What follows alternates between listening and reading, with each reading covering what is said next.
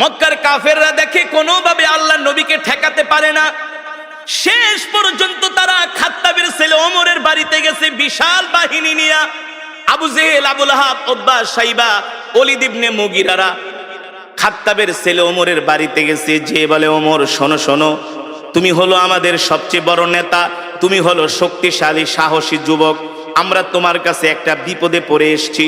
ওমর বলে, কি বিপদ বলো? বলে, এই মুহাম্মদ আমাদের বিরুদ্ধে অপপ্রচার করে, এই মুহাম্মদ বানায়া বানায়া কবিতা বলে সেটাকে কোরআন বলে চালায় দেয়। ওমর বলো, আমরা তো মুহাম্মাদের এই কর্মকাণ্ড মেনে নিতে পারি না। বলেন নাউজুবিল্লাহ। ওমর ছিলেন বুদ্ধিমান, জ্ঞানী। ওমর ছিলেন, এ কারণে একটা প্রবাদ বাক্য আছে, মূর্খ বন্ধুর চেয়ে জ্ঞানী শিক্ষিত শত্রুও ভালো। আবু জেহেল আগে ছিল শিক্ষিত, এখন হয়ে গেছে মূর্খ। কারণ ছিলেন আবাল হেকাম, হেকমতের অধিকারী, জ্ঞানের বাবা, এখন হয়ে গেছেন মূর্খের বাবা আবু জেহেল।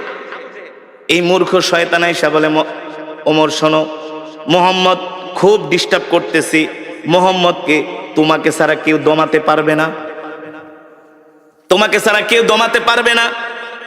ওমর বলে, বলো কি করা যায়? বলে, মুহাম্মদকে সাইজ করো। নাউজুবিল্লাহ বলবেন না? আরে আল্লাহ নবীকে সাইজ করবে পৃথিবীতে এমন কারো ক্ষমতা আছে নাকি? শক্তি আছে নাকি? এই কোরআন তো কারো বানানো কোরআন না, এই কোরআন তো আল্লাহর জবানের কালাম। যে কোরআনের বিরুদ্ধে কথা বলে সে আল্লাহর বিরুদ্ধে কথা বলে। আর আল্লাহর জমিনে আল্লাহর নেয়ামত খায়া যে আল্লাহর কোরআনের বিরুদ্ধে কথা বলে, তার অপমান ছাড়া, লাঞ্ছনা ছাড়া কোনো উপায় নাই। আছে?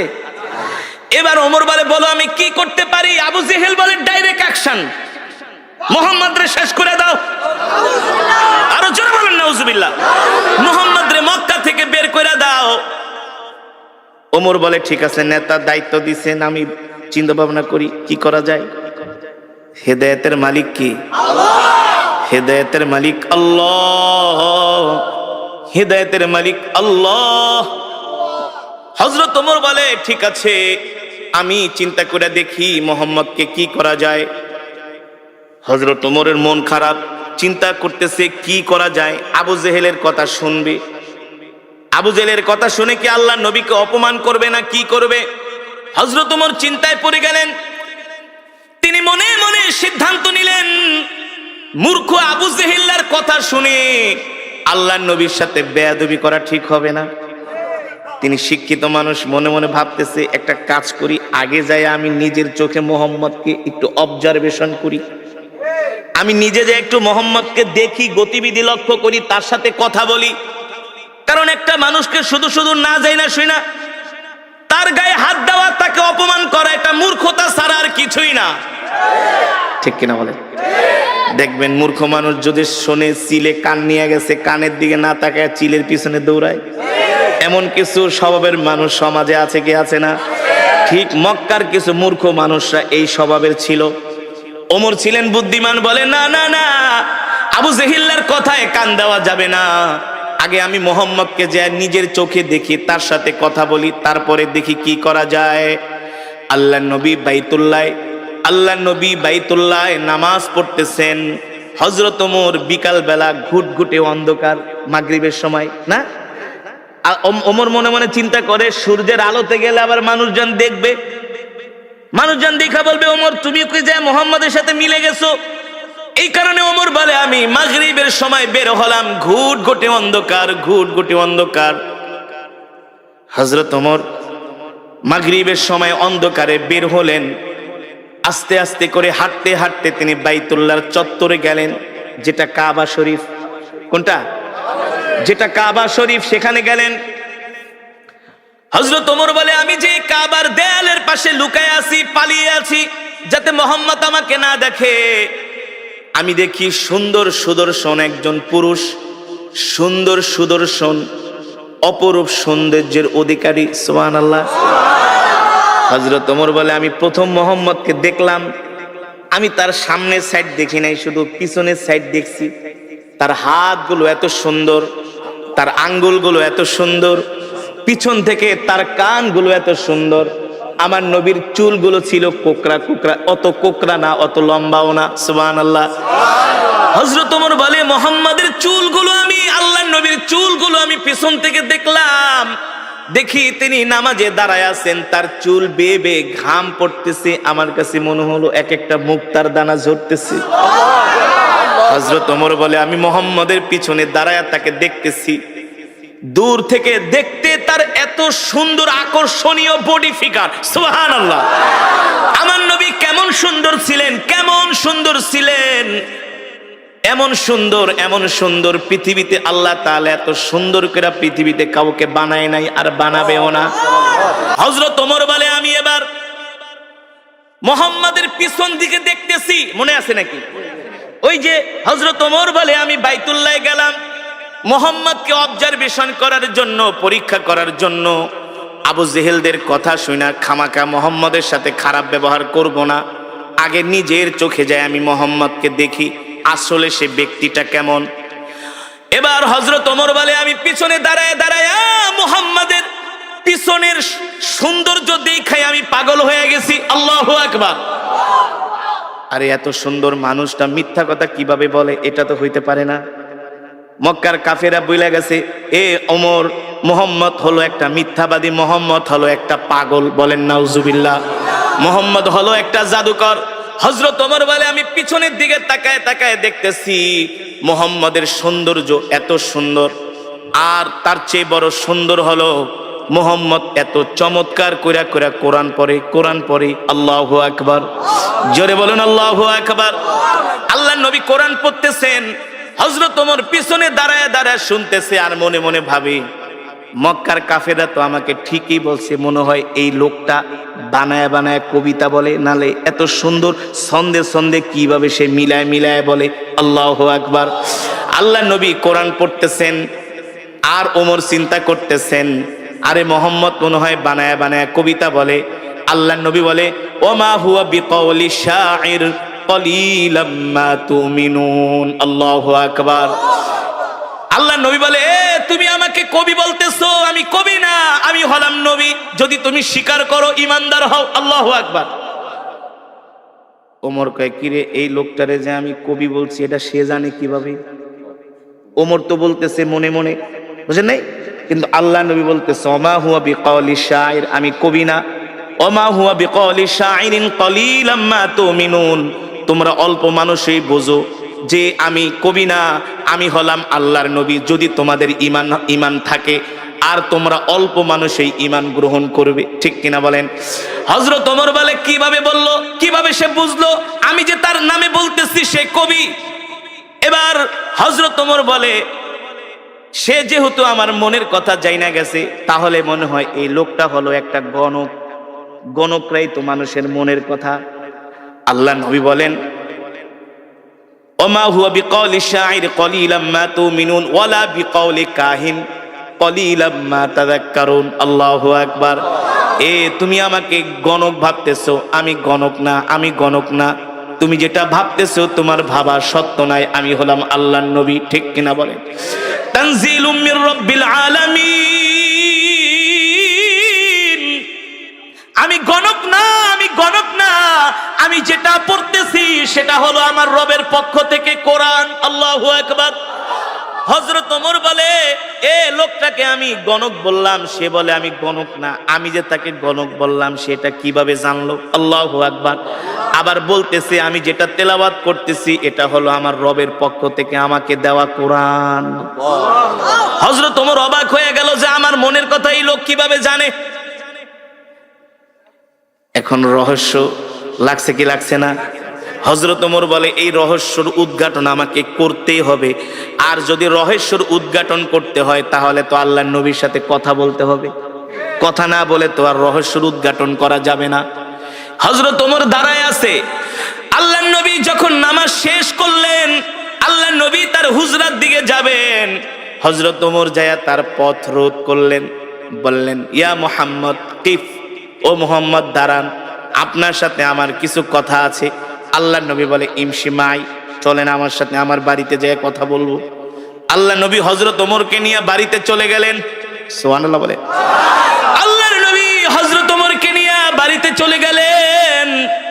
আল্লাহর নবীর সাথে হযরত ওমর যখন বাড়িতে গেলেন, হযরত ওমর বারবার আল্লাহর নবীর চেহারার দিকে তাকায়, সুবহানাল্লাহ। আর সে নিজে নিজে মাপতেছি, ভাবতেছি, চিন্তা করতেছি, আল্লাহর নবীকে বোঝার চেষ্টা করতেছে। মক্কার সব কাফেরেরা যার বিরুদ্ধে, আমি আজকে তার সামনে। হ্যাঁ, মক্কার কাফেরেরা যার বিরুদ্ধে এত মিথ্যা প্রোপাগান্ডা ছড়িয়েছে, আমি তার সামনে। কিন্তু তার চেহারা দেখলে মনে হয় সে হলো পৃথিবীর সবচেয়ে ভালো মানুষ।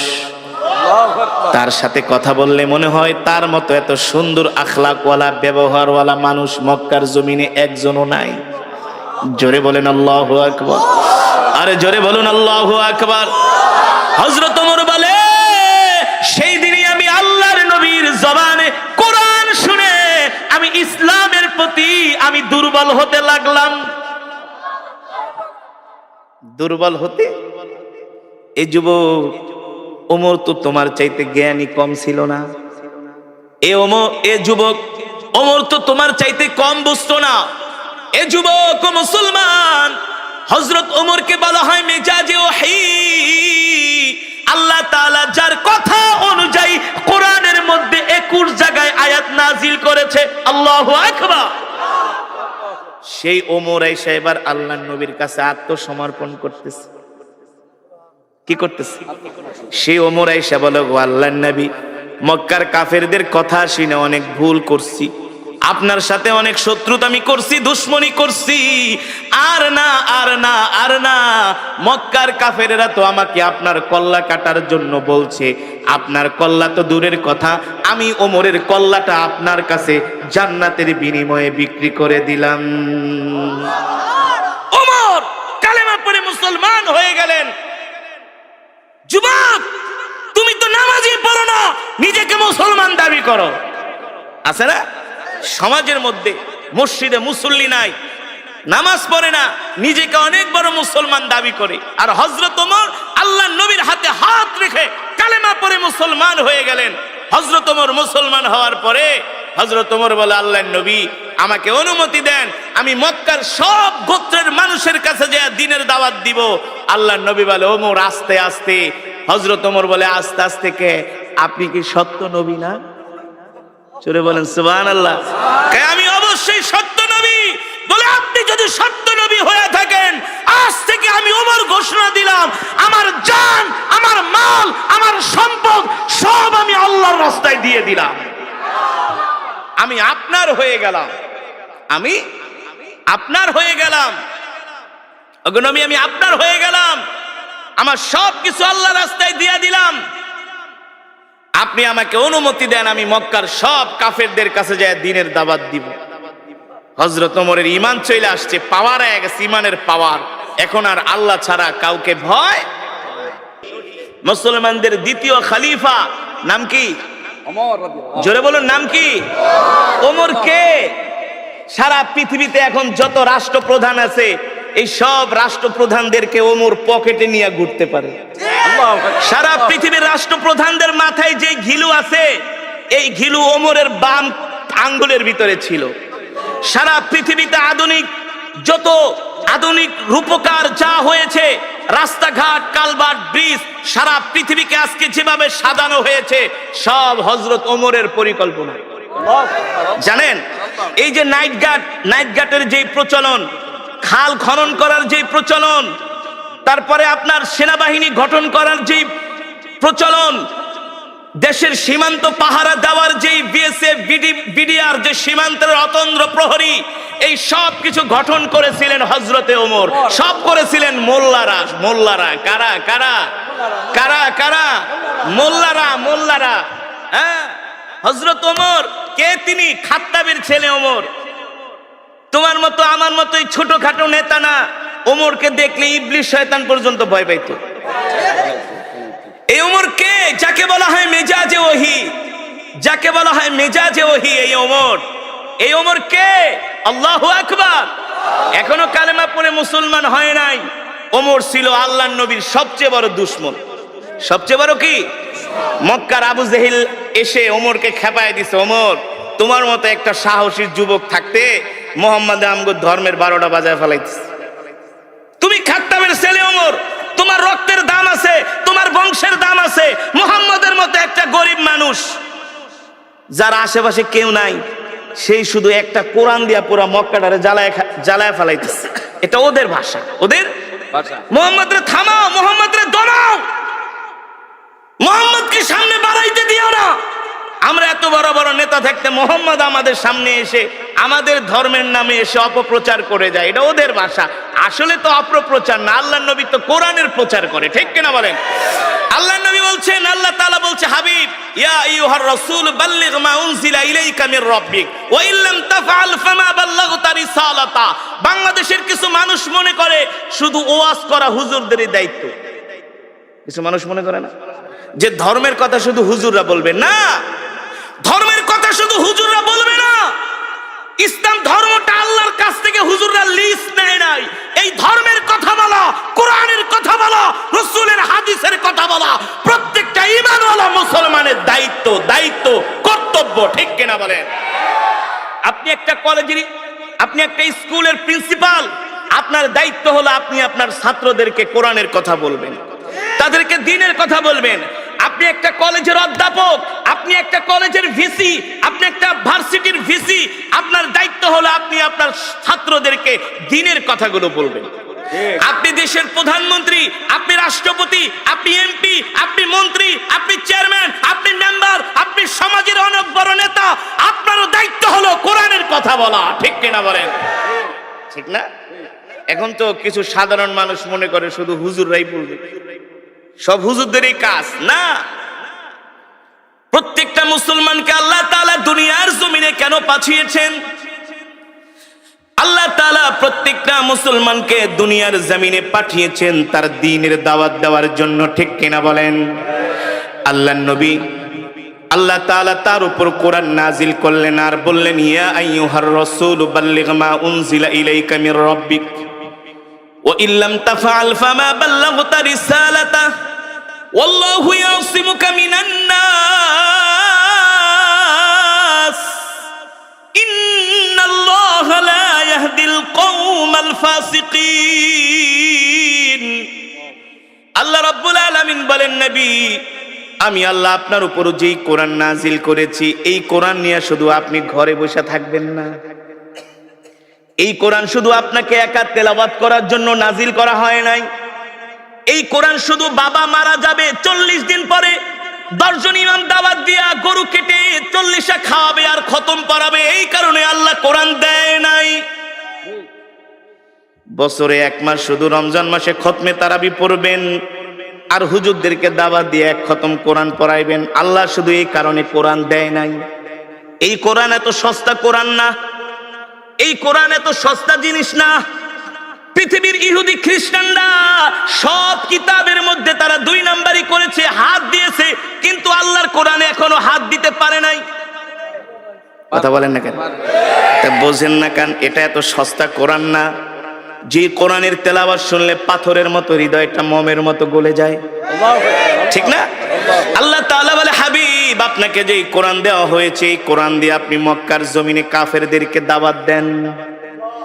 এই কথা শুধু আল্লাহ তাআলা তার নবীকে একা বলেন নাই, এই কথা আমাকেও বলা হয়েছে, আপনাকেও বলা হয়েছে। এই মাহফিলে যত যুবক আছেন সবার উপরে এই কোরআনের দাওয়াত দেওয়ার দায়িত্ব একা শুধু আমার উপরে না, শুধু আলেমদের উপরে না, প্রত্যেকটা কলেজ, ইউনিভার্সিটি, স্কুল থেকে শুরু করে যত সরকারি কর্মকর্তা আছে, বেসরকারি কর্মকর্তা আছে, সবার দায়িত্ব হলো আল্লাহর কোরআনের কথা বলা, আল্লাহর কোরআনের দাওয়াত দেওয়া, ঠিক কিনা বলেন? আল্লাহ তাআলা তার হাবিবকে ডাক দিয়ে বলে, হাবিব আপনি কোরআনের কথা বলে যান। আল্লাহর নবী আল্লাহর নির্দেশ পায়া ঘরে বসে থাকেন নাই, কোরআনের দাওয়াত দেওয়ার জন্য ঘর থেকে বের হয়ে গেছি। আল্লাহর নবী আবু জেহেলকে ডাক দিয়া বলে, চাচা আমি আল্লাহর নবী, আল্লাহ আমাকে হেদায়েত দিয়ে মক্কার জমিনে পাঠাইছে। ও আবু জেহেল চাচা আপনি কালেমা পড়ে মুসলমান হয়ে যান। আবু জেহেল বলে, মোহাম্মদ তুমি নিজে বানায় বানায় কবিতা বলো আর কোরআন বইলা চালায় দাও, তোমার মতো মিথ্যাবাদীকে আমি নবী মানতে পারবো না। বলেন নাউজুবিল্লাহ। আমার নবী না ছিলেন চিকন, না ছিলেন মোটা, স্লিম, স্মার্ট, সুদর্শন। এখন তো যুবকরা জিম করে, বডি বিল্ড আপ করে। কি করে? জিম করে। জিম, নামাজ নাই, রোজা নাই, হাফ প্যান্ট পরে শুধু জিম করে সারাদিন, বডি বিল্ড আপ করে। যুবক তোমার নবী কে জানো? পৃথিবীর করছে। আল্লাহু আকবার। শুধু সুন্দর নয়, পৃথিবীর যত মেধা, যত জ্ঞান, যত ইলম, উতিতুল ইলম, যত জ্ঞান আছে সব জ্ঞান দিয়া আল্লাহ আমার নবীকে দুনিয়াতে পাঠিয়েছেন। আল্লাহু আকবার। রাষ্ট্র পরিচালনা করার যোগ্যতা কি? রাষ্ট্র পরিচালনা করার যোগ্যতা, ময়দানে যুদ্ধ করার দক্ষতা আমার নবীর যেমন ছিল, পৃথিবীর এমন কোন যোদ্ধা, এমন কোন রাষ্ট্রপ্রধান আজ পর্যন্ত আসে নাই, আসবেও না। সব দিকে আমার নবী ছিলেন 100-তে 100। জোরে বলেন সুবহানাল্লাহ। এই কারণেই আম্মা জান আয়েশা বলেছেন, মিশরের রমণীরা, মিশরের প্রেসিডেন্টের স্ত্রী, আজিজ মিস্ত্রির স্ত্রী জুলাইখা রানিং প্রেসিডেন্ট মিশরে। কোথায়? পয়গম্বর ইউসুফ আলাইহিস সালামের চেহারা দেখা পয়গম্বরের জন্য পাগল হয়ে গেছে, পাগল হয়ে গেছে। আমি যখন মিশরে পড়াশোনা করতাম, আমি মাঝে মাঝে কায়রোতে যেতাম, কায়রোর বাজারে। তো মাঝে মাঝে কায়রোতে যাওয়ার পরে এত সুন্দর মিশরের পুরুষগুলো, সব এক সাইজ। কয় সাইজ? দেখতে যেমন একেবারে এক সাইজ, এমন সুন্দর, এমন সুদর্শন, যেটা ভাষায় প্রকাশ করার মতো না। তো পুরুষের সৌন্দর্য যদি এমন হয়, তো রমণীরা কেমন হইতে পারে? এবার চিন্তা করেন তো, জুলাইখা কেমন সুন্দর। সে পয়গম্বর ইউসুফের চেহারা দেখে পাগল হয়ে গেছে। জুলাইখার বান্ধবীরা চিঠি লেখছে, এ জুলাইখা, কার জন্য পাগল হলি? তুই একটা প্রেসিডেন্টের স্ত্রী হইয়া সাধারণ একটা গোলামের জন্য পাগল হয়ে গেছস। জুলাইখা বান্ধবীদেরকে পত্র লেখছে, এই দূর থেকে সমালোচনা করিস না, সামনে আইসা একটা নজর দেখা যা, ক্র্যাশ খেয়ে যাবি, ক্র্যাশ, পাগল হয়ে যাবি, নজর ফিরাইতে পারবি না। সুবহানাল্লাহ। জোরে বলুন সুবহানাল্লাহ। জুলাইখা ছিলেন চালাক, বুদ্ধিমতী। তার বান্ধবীদেরকে ডাকছে, আয়, দূরে থেকে তো আমারে গালাগালি করো, সামনে এসে দেখা যা, এক ঝলক দেখা যা, এক নজর দেখা যা। জুলাইখার বান্ধবীরা আসছে, সবার হাতে আপেল দিয়েছে। কি দিয়েছে? আপেল আর ছুরি দিছে। যে গোলামে লেগা পাগল হইছি, একটু পরে গোলাম এদিক দিয়ে যাবে, এক নজর দেখবি, বেশি না। কয় নজর? এক নজরের বেশি দেখা যাবে না, নিষেধ, বারবার তাকানো যাবে না। জুলাইখার বান্ধবীরা গেলে পাগল হয়ে গেছে। কি এমন পুরুষ যেটা একেবারে এক নজর দেখা লাগবে? কি এমন সৌন্দর্য? জুলাইখার বান্ধবীরা তো আর বোঝে নাই, যখন পয়গম্বর ইউসুফ আলাইহিস সালাম সামনে দিয়ে হেঁটে যাচ্ছে, জুলাইখার বান্ধবীরা খুশ গল্প করে আর আপেল খায় কেটে কেটে। পয়গম্বর ইউসুফ যাচ্ছেন, এক বান্ধবী আর এক বান্ধবীকে, বন্ধু দেখ, তাকায় দেখ, এটা কি মানুষ নাকি ফেরেশতা? সুবহানাল্লাহ। এটা মানুষ যাচ্ছে নাকি ফেরেশতা? মানুষের চেহারা তো এত সুন্দর না। আল্লাহু আকবার। জুলাইখার বান্ধবীরা আপেল খাইব তো দূরের কথা, পয়গম্বর ইউসুফ আলাইহিস সালামের চেহারার দিকে তাকায়, আপেল কাটতে কাটতে একেবারে আঙ্গুল কেটে ফেলায় রক্ত বের করে ফেলাইছে। কিন্তু তার নজর চেহারার থেকে নজর ফিরাতে পারে না। জুলাইখা ছিলেন বুদ্ধিমতী, সেও কিছু তাকাই আছে এক নয়নে। জুলাইখা ডাক দিয়ে, কিরে, আপেল খাবি না ওই গোলামডারে দেখবি?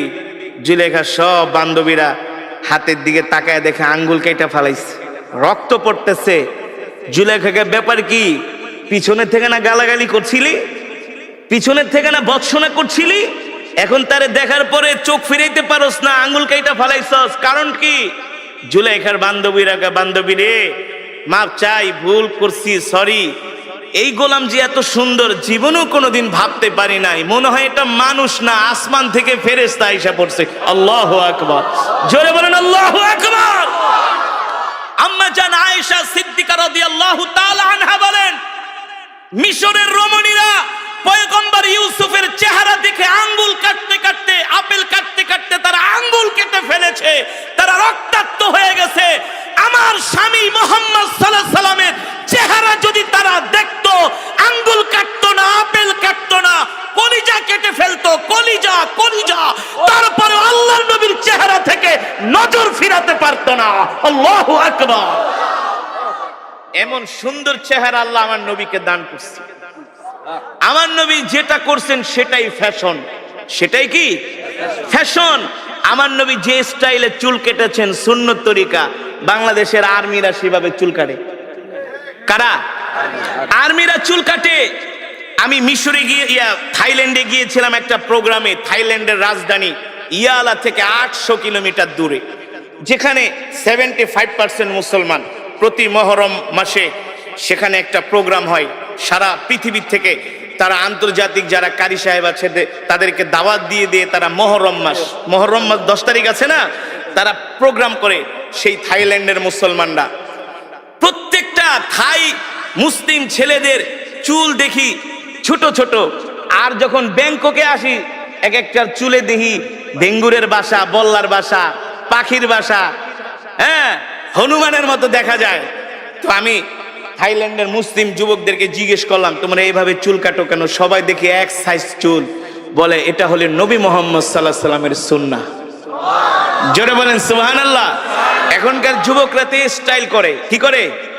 মেসির স্টাইলে চুল কাটে, নেইমারের স্টাইলে চুল কাটে, নেইমারকে অনুসরণ করে।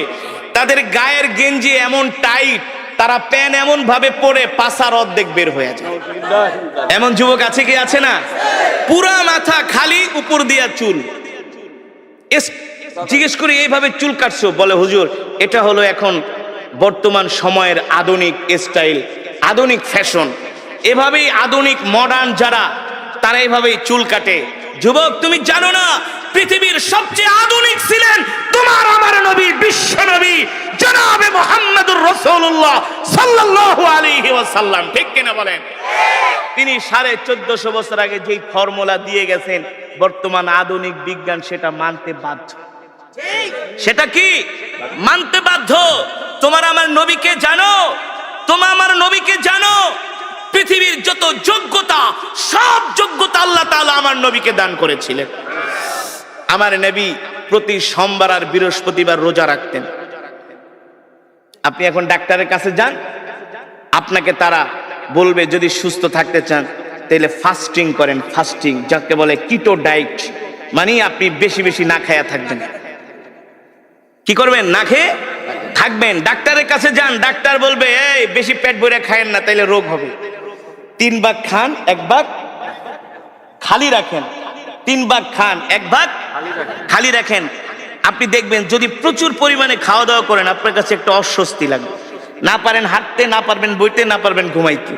আর 3 ভাগ খান, 1 ভাগ খালি রাখেন, দেখবেন শরীরটা কত সুস্থ লাগে। ঠিক কিনা বলেন? যেটাকে বলা হয় ফাস্টিং।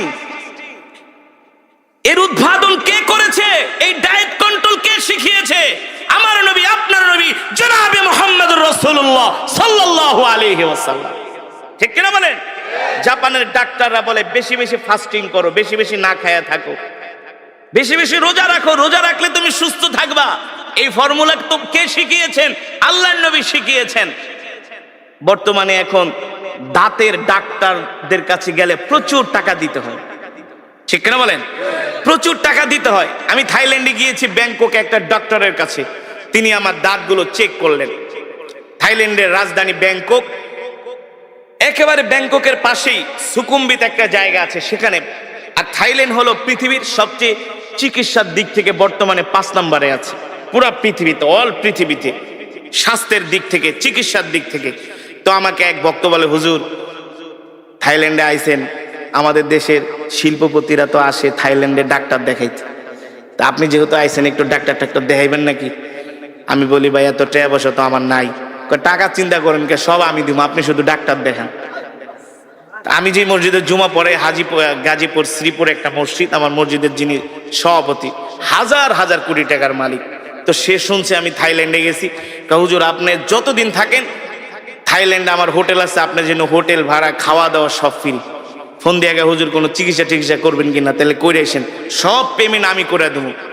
তো চিন্তা করলাম আমার দাঁতে একটু সমস্যা, দাঁতটা থাইল্যান্ডে দেখা যায়, থাইল্যান্ডের দাঁতের চিকিৎসা খুব ভালো। তো আমি একটা ডেন্টালিস্টের কাছে গেলাম। তা আমি তো আর থাই ভাষা বুঝি না, ইংলিশ বলতে পারি, ওরা ইংলিশটাও ততটা বোঝে না।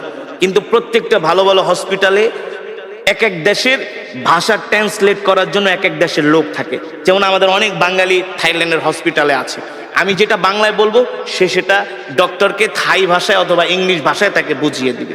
তো তিনি আমার দাঁত দেখা চেক করলেন, এক্স রে করলেন। এক্স রে করার পরে ডাক্তার বলতেছে, তোমার ওই বাঙালিকে ডাক দিয়া কয়ে, এটা কেঠার তোদের দেশের? উনি বলতেছেন উনি হচ্ছে রিলিজিয়ান পার্সন, অর্থাৎ আমাদের ধর্মগুরু। মানে আমরা বলি না হুজুর, ইংলিশে বলে যে রিলিজিয়ান পার্সন, ধর্মগুরু, ধর্ম চর্চা করে, ওনাকে যেভাবে হোক বুঝাচ্ছে। পরে বলতেছে যে ওর দাঁত তো কোনো সমস্যা নেই, খুব ভালো আছে। পরে ডাক্তারটা বলল কি যে আচ্ছা আমি বুঝলাম না, তোমাদের যত মুসলমান আমার কাছে আসে, যত পেশেন্ট যাদের দাড়ি আছে, টুপি আছে, এমন যাদেরকে আমি আজ পর্যন্ত দাঁত চেক করছি, 100-র মধ্যে বলে আমি 90টাই ভালো পাইছি, 90টারই ভালো পাইছি। তো সে আমাকে হাসে হাসে হুজুর একটা মজার ঘটনা ঘটছে। কি বলে, ডাক্তার আপনার দাঁতটা চেক আপ করে বলতেছে আপনার দাঁত খুব ভালো আছে।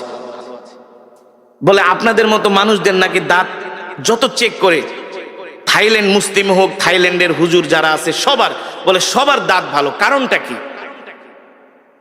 পরে আমি বলি ভাই এর রহস্য হলো আমি প্রতিদিন 5 ওয়াক্ত নামাজে 5 বার, কয়বার 5 বার মেসওয়াক করি। যখন থেকে রসুলের হাদিস পড়েছি, যখন থেকে বুঝ হয়েছে, তখন থেকে এই মেসওয়াক ছেড়ে দেই নাই। রসুলের হাদিস, আপনি যদি এই মেসওয়াক করেন আপনার পেটের কোনো রোগ থাকবে না, লিভারের কোনো রোগ থাকবে না, স্টোমাকে আপনার কোনো রোগ থাকবে না।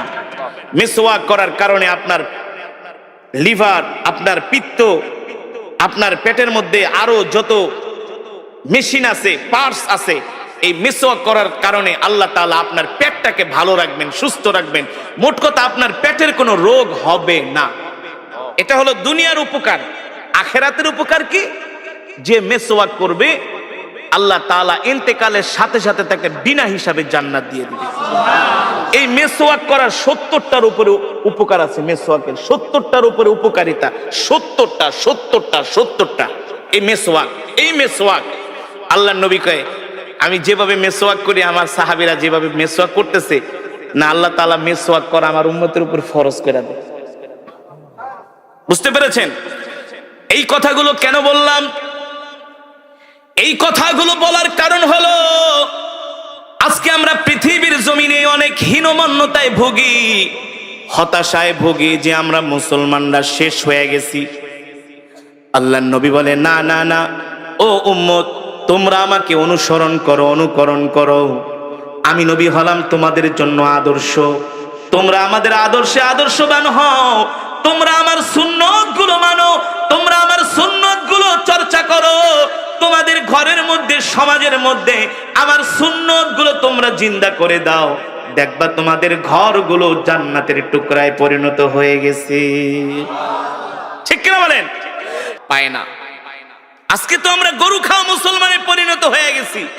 আমরা নিজেকে মুসলমান দাবি করি, অথচ আল্লাহর কোরআন আমরা পড়তে জানি না। আমরা নিজেকে মুসলমান দাবি করি, কোরআন বিশুদ্ধভাবে তেলাওয়াত করতে জানি না। অথচ তলাবুল ইলমি ফরিদাতুন আলা কুল্লি মুসলিম, প্রত্যেকটা মুসলমানের উপরে কোরআন শিক্ষা করা হলো ফরজ। এই কোরআনের তেলাওয়াত শুনে ওমর কালেমা পড়ে মুসলমান হয়ে গেছে।